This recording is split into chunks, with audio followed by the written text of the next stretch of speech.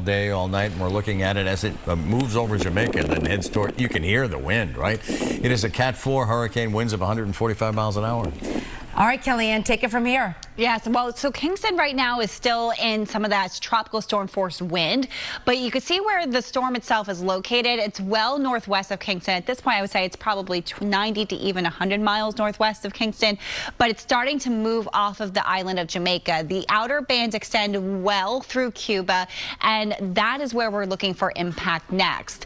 When this storm made landfall in Jamaica, it was incredibly strong, the strongest hurricane to hit the island, but we also saw the pressure of the storm drop incredibly low. It got below 900, which that in itself is remarkable.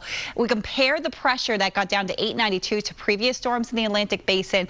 It makes it the third most powerful hurricane in the Atlantic Basin on record based on its pressure, which of course lower pressure means stronger storm. Right now that pressure level's up to 921. It's still pretty much crawling at about 8 miles per hour, but believe it or not, that is an improvement from what we had earlier where it was moving at about 3 to 5 miles per hour. We are seeing this track here where it's moving northeast. It was a little bit more northerly earlier, a little bit more of an easterly jog over the last hour or so. And then as we kind of zoom out here, you can see that tropical storm force wind field extends well past Cuba and is actually now starting to move toward the Bahamas. We're watching the hurricane force wind field, and that is about 30 miles from the center of the storm. That moves toward the coastline of Cuba by about midnight tonight. So things are going to really take a turn by midnight on Cuba. In the afternoon hours tomorrow, the hurricane force wind is going to start to move a little quicker, heading its way toward the Bahamas. Here's that track, and this was based on the 5 o'clock update. Cat 4 likely as it makes landfall and moving toward southern Cuba as we move toward the overnight hours. Now, beyond that, we're looking at the Bahamas. Cat 3 strength, still a major hurricane, and the latest update shows that this will likely still be a Cat 2 hurricane as it passes over Bermuda later this week. The moisture as it passes toward the island of Bermuda could actually connect with our next rainstorm. And that is why as we look at our potential for rain Thursday night to Friday, general 1 to 2 inches for most from Boston west.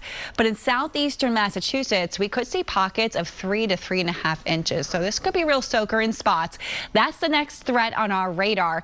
We are cool for tonight with a few coastal drops, but we are looking at the rain and wind impacts for later this week. You can see those drops barely, and that's being detected by our radar that's based out of Hopkinton. I want to zoom you in where you can see these sprinkles kind of spreading in off the ocean over much of southeastern Massachusetts. It's not heavy, but it's a drop or two that you'll run into overnight.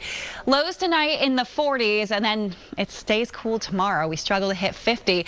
Lots of clouds, a drop or two possible at the coastline. I do think that potential extends from southeastern Massachusetts northward, but overall it's a mainly just dry, cloudy, cool day.